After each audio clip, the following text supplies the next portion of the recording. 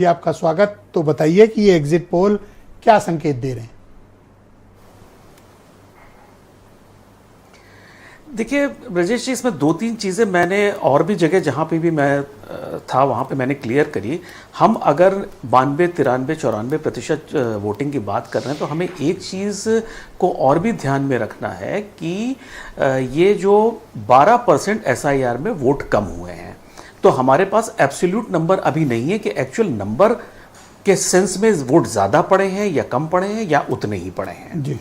Number दो, जिस तरह से अब हम अगर एक्चुअल डेटा पे आए, देखिए इसमें कहीं कोई डाउट नहीं है, इस चीज़ को हमें आपको सबको एक्सेप्ट करना पड़ेगा। बीजेपी ने बहुत दमदारी से बहुत अच्छे से चुनाव लड़ा है।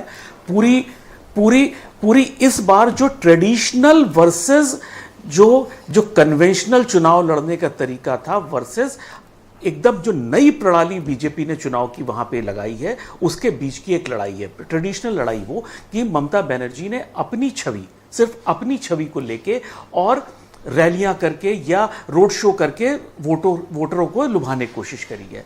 उसके विपरीत भाजपा ने बहुत ही अर्थमेटिक्स के ऊपर चुनाव किया है। पिछले 5 साल से अगर मेरी जानकारी सही है तो संघ ने वहां पे 1 लाख से ज्यादा सभाएं करी हैं।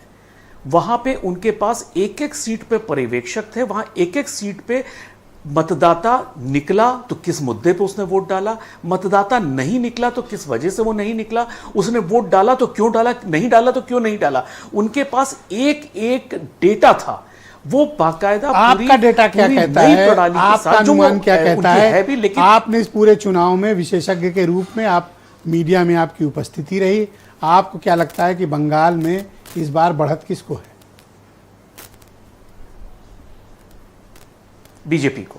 अगर मेरी बात मानेंगे, अगर मैं अपना आकलन जो आज मैं एग्जिट पोल पे बहुत ज्यादा मैं भी नहीं मानता हूं कि एग्जिट पोल, क्योंकि मैंने बहुत चुनावों में गलत होते हुए भी देखे हैं। खासकर मैं हरियाणा के मामले में कहूं तो मैं बहुत ज्यादा जो है, आप ही नहीं सब गलत साबित हुआ था। पार्लियामेंट के इलेक्शन में कोई 350 पार, कोई 400 पार कर रहा था, सब फेल हो गए। आप ही नहीं फेल हुए, सब फेल हुए थे।